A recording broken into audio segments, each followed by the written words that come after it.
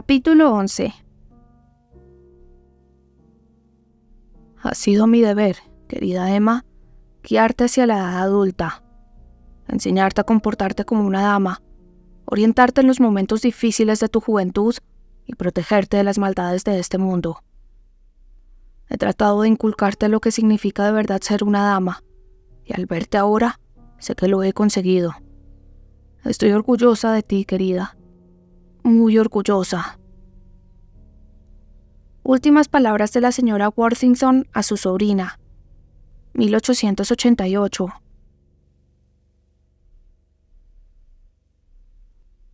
Emma supuso que su tía no se sentiría tan orgullosa en aquel momento.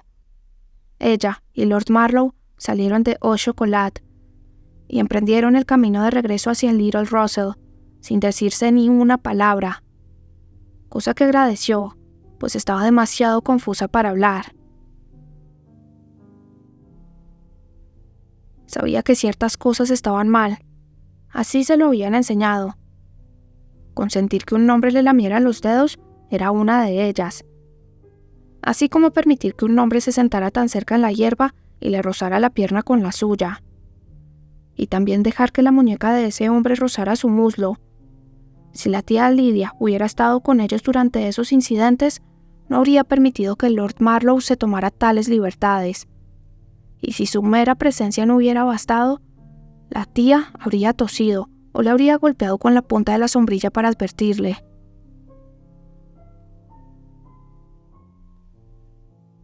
Dejando aparte el caso de Beatrice y su excelente señor Jones, para los que Emma se había atrevido a reinterpretar las reglas de conducta, en sus escritos ella siempre aconsejaba a las jóvenes damas que mantuvieran las distancias.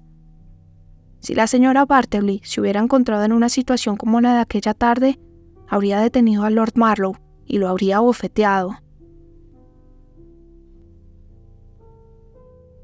A Emma le preocupaba no estar hecha de la misma pasta que su personaje de ficción. Cuando él le había lamido el chocolate de los dedos y le había acariciado la mano con la lengua, se había quedado tan aturdida que ni se le ocurrió siquiera resistirse.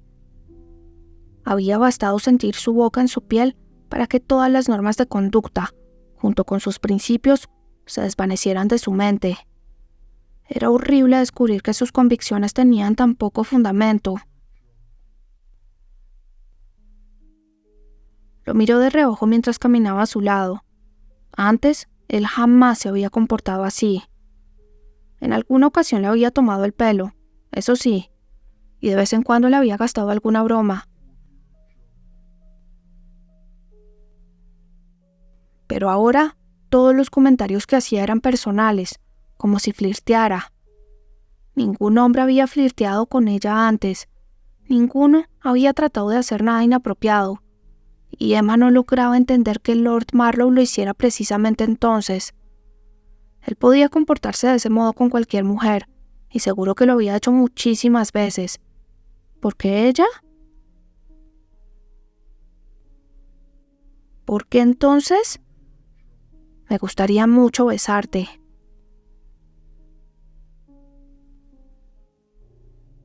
De jovencita, Emma había soñado alguna vez con que el señor Parker la besara. Ahora ya no, y hacía mucho tiempo que había enterrado esos sueños junto con sus esperanzas y su corazón roto. En esos momentos sentía que aquellos sueños secretos y tan románticos volvían a renacer, pero con otro hombre. Uno mucho menos apropiado y mucho más presuntuoso que el señor Parker. Un hombre que quería besarla y que no escondía su deseo, que la hacía preguntarse, al igual que cuando era casi una niña, qué sentiría cuando alguien la besara. Volvió a mirarlo, y un escalofrío de anticipación le recorrió la espalda. Quería que la besara. Estaba mal que un hombre besara a una mujer sin estar casados, o como mínimo prometidos, se recordó a sí misma, y era sabido que Lord Marlowe no quería volverse a casar.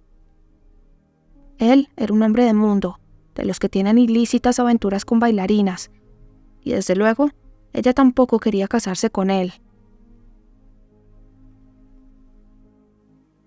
Se detuvieron en una esquina, y sin dejar de mirarlo, Emma se llevó a los labios los dedos que él le había besado.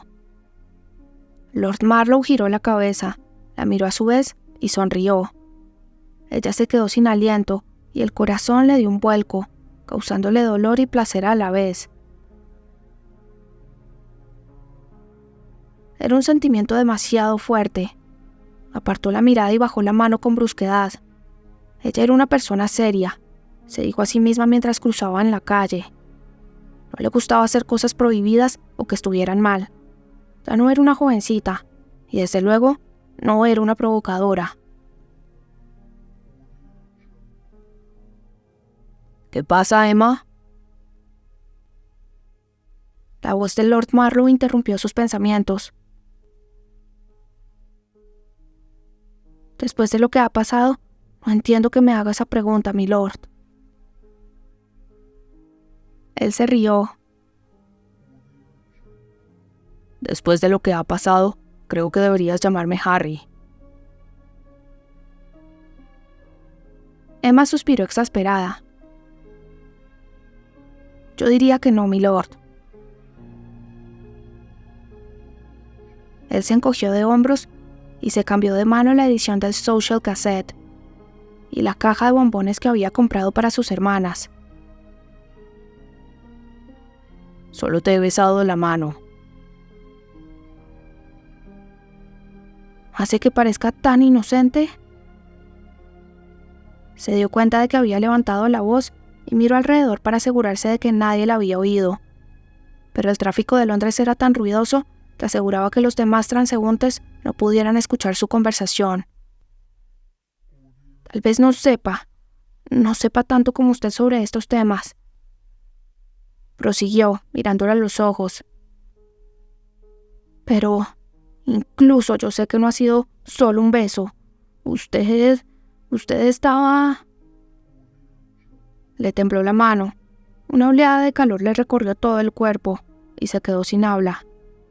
Apartó la mirada y con las manos enguantadas metidas en los bolsillos de la falda, aceleró el paso. Pero Marlowe la atrapó enseguida y caminó relajado a su lado.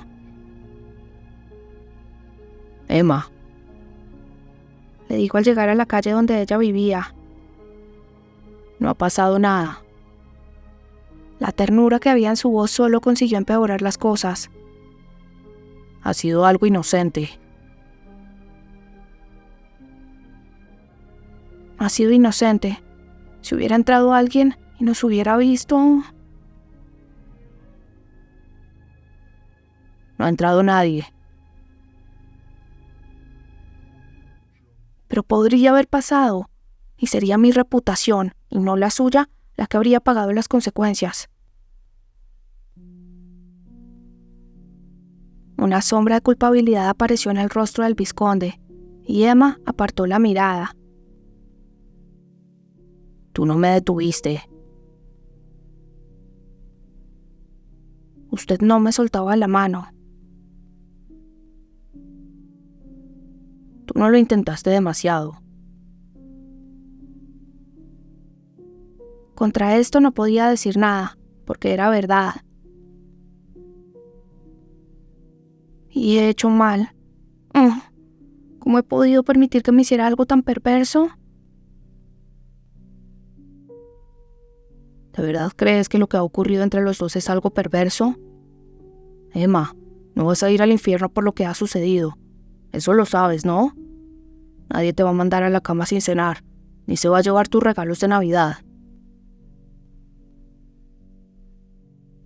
Eso la puso furiosa y contribuyó a alterar aún más sus emociones. «No se burle de mí», gritó ella, deteniéndose en mitad de la calle, a escasos metros de la puerta de entrada. Harry se puso serio de golpe y también se detuvo. No lo hago, pero me parece que te preocupas demasiado por lo que ha sido un flirteo inocente, y no entiendo por qué. Por todo lo que tú me has hecho sentir. Quería gritarle esas palabras allí, en plena calle, pero en vez de eso, Inspiró hondo y dio media vuelta encaminándose a la puerta de entrada del edificio. Cosas como esa nunca son inocentes, murmuró en voz baja, tratando de recordar las advertencias que su tía le repetía siempre de niña. Cosas como esa pueden llegar a... Se detuvo, con la mano en el picaporte. Detrás de ella, escuchó una suave risa gutural. ¿En una bombonería? Créeme, si hubiera querido que eso llegara a ser algo más, te habría llevado a un lugar mucho más íntimo y romántico antes de besarte la mano. Pues qué alivio, contestó sarcástica y empezó a abrir la puerta, pero él apoyó la mano e impidió que volviera a escabullirse. ¿De qué va todo esto en realidad?, preguntó Harry. Deje que me vaya. Cuando vio que él no iba a permitírselo, y lo fulminó con la mirada. Me pregunto qué pensará la gente si ve a un hombre acosando a una mujer de esta manera. ¿Qué gente? ¿Tu casera? Me parece que te pierdes por lo que piensen los demás. Es importante tener en cuenta la opinión de la gente que te rodea.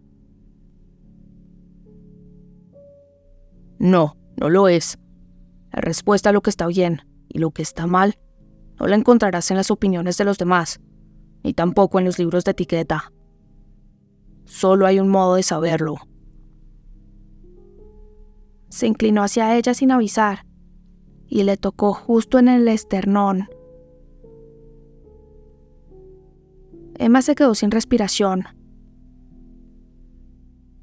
Tienes que buscarla aquí, dijo, con la palma apoyada en el plexo de la muchacha y los dedos extendidos entre sus pechos.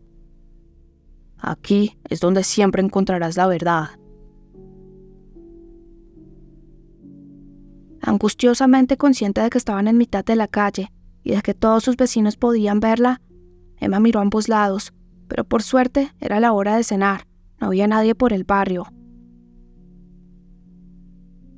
Se refiere al corazón, supongo. No, me refiero a tu instinto. Él siempre te dirá la verdad. El corazón puede mentir. La intuición, el instinto, no. ¿Y usted siempre sigue sus consejos?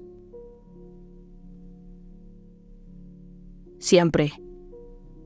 Hizo una pausa y apartó la mano. Casi siempre. No era asunto suyo, pero tuvo que preguntarlo. ¿Y qué pasó la última vez que escuchó a su corazón y no a su instinto?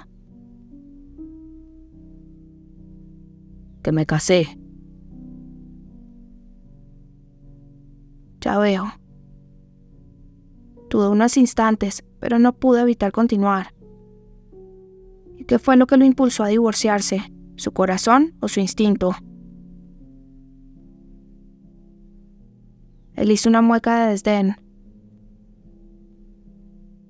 Supongo que tú, como el resto de la sociedad, me condenas por haberlo hecho, a pesar de que yo era la parte ofendida. Me educaron en la creencia de que el matrimonio es para toda la vida, de que es un voto sagrado que se realiza ante Dios y que no debe romperse, si a eso es a lo que se refiere. Qué fácil resulta para alguien como tú decir todo eso. El que esté soltera no implica que no pueda tener una opinión formada sobre el matrimonio y el divorcio, replicó dolorida. Y no debería saber lo que hizo mi mujer, antes de juzgar si tenía o no motivos suficientes para divorciarme de ella. No me corresponde a mí juzgar eso. ¿Que no te corresponde? Se rió, pero fue una risa dura y sin humor. La señora Bartleby se pasa la mayor parte del tiempo dando consejos a los demás sobre normas de etiqueta, así que ¿Cuál es el protocolo en una situación como la mía? Bajó la voz, que le vibraba con una ira y una rabia que Emma no le había oído jamás. ¿Qué debería hacer un hombre cuando su esposa se pasa todo el día insultándole y deseando estar con otro? Debe ser educado y caballeroso y fingir que no se da cuenta y que no lo está pasando mal. ¿Tiene que comportarse como un santo o un mártir y no decir nada? Se acercó a ella y a la luz nocturna Emma vio brillar algo en sus ojos, algo frío y duro como el hielo. ¿Y cuando ella se va a América con su amante?, prosiguió el vizconde, humillando públicamente tanto a su marido como a su familia política. ¿Qué debe hacer él? ¿Fingir que no tiene importancia? ¿Empezar el proceso de separación? ¿Pasarse el resto de su vida célibe? ¿Buscarse un amante? Ella se quedó atónita al ver el dolor que se reflejaba en su rostro. Quería a su esposa, dijo, comprendiéndolo por primera vez. Por supuesto. Él apartó la mirada y respiró hondo. Si no, no me habría casado con ella. No lo sabía. Supongo que... Se detuvo antes de continuar. Supongo que siempre había pensado que, si lo hubiera amado, habría ido tras ella. ¿Te refieres a que debería haberla seguido hasta Nueva York, arrancarla de los brazos de su amante y convertir el resto de mi vida en un infierno? ¿Habría sido más apropiado que hiciera esa barbaridad antes que divorciarme de ella? Emma lo miró sin saber qué decir. Para ella, el divorcio era tan impensable como salir de casa sin corsé o no ir a misa. Pero por otro lado, ¿qué sabía de las relaciones entre hombres y mujeres? Casi nada. Me enamoré de Consuelo la primera vez que la vi, prosiguió Harry, apoyando la espalda en la pared del edificio. No sabía nada de ella, ni de su personalidad, ni de su carácter, pero no me importó. Me bastó con mirarla a los ojos para enamorarme. Tenía los ojos más oscuros, grandes y tristes que había visto jamás. Empecé a organizar la boda inmediatamente después de que me la presentaran. Fue así de rápido. Emma se quedó mirándolo, atónita y recordando un día, tiempo atrás, en el salón de casa de su tía, cuando otro hombre le había contado algo similar. Yo también me enamoré una vez, confesó. ¿De verdad? Ella asintió y apoyó la espalda contra la puerta, mirando a la gente que pasaba por la calle, pero con la imagen de la casa de Red Lion Square, 6 bloques más allá, en su mente. Se llamaba Jonathan Parker y era un amigo de la familia de mi madre. Lo conocía desde que ambos éramos niños. Cuando mi madre murió, mi padre rompió con su familia política y sus amistades, y no volví a verlo hasta que me mudé a Londres con mi tía. El señor Parker y yo nos hicimos amigos, muy buenos amigos. ¿Novios? Emma respiró hondo.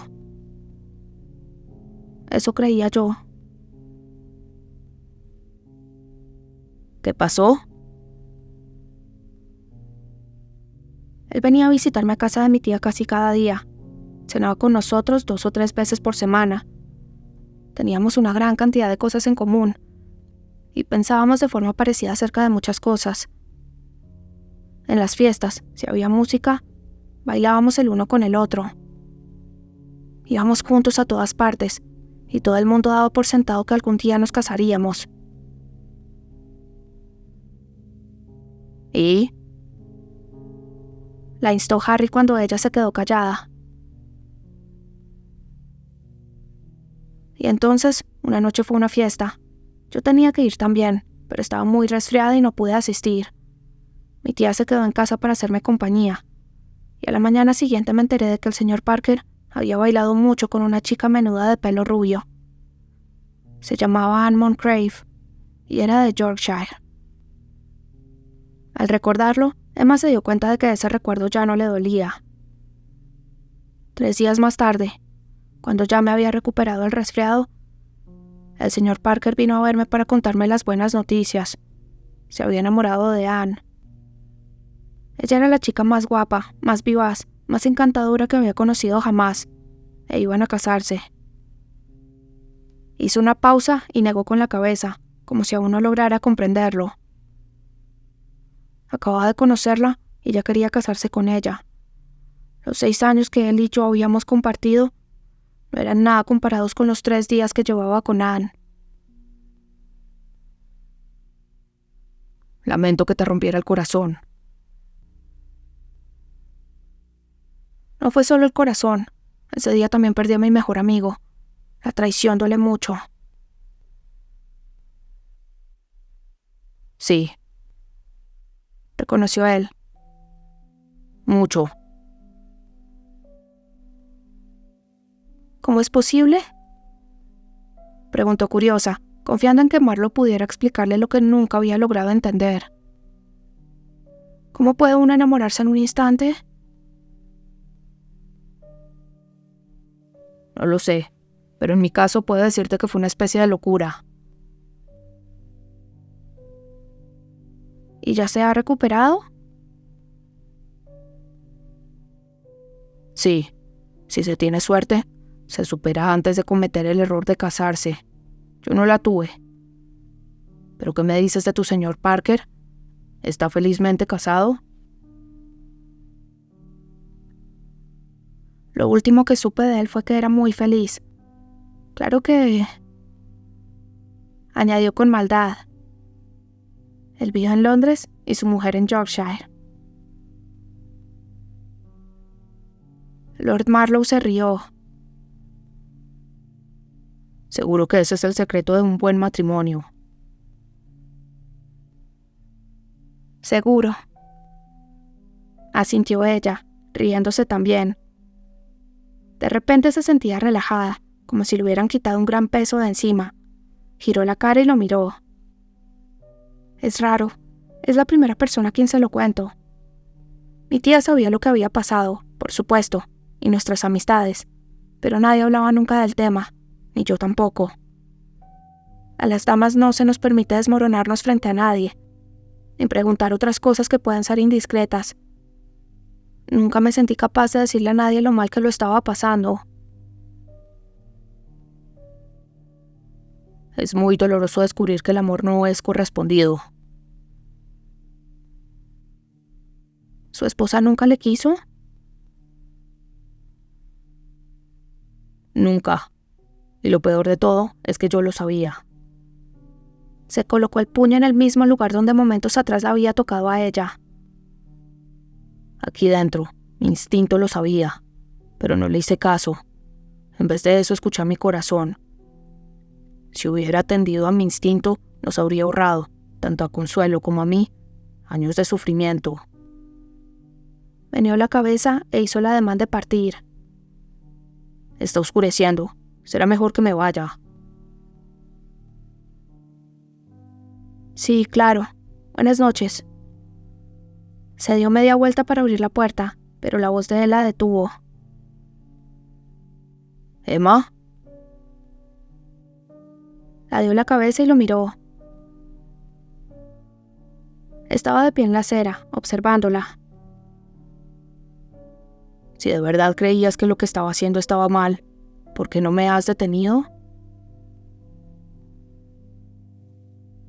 Harry dio media vuelta sin esperar a que ella respondiera, y se dirigió hacia su carruaje. Hasta que Emma no vio alejarse el coche, no reconoció la verdad. Porque aunque sabía que estaba mal, dentro de mí he sentido que estaba bien, y eso me asusta. Miró cómo el carruaje desaparecía al doblar la esquina.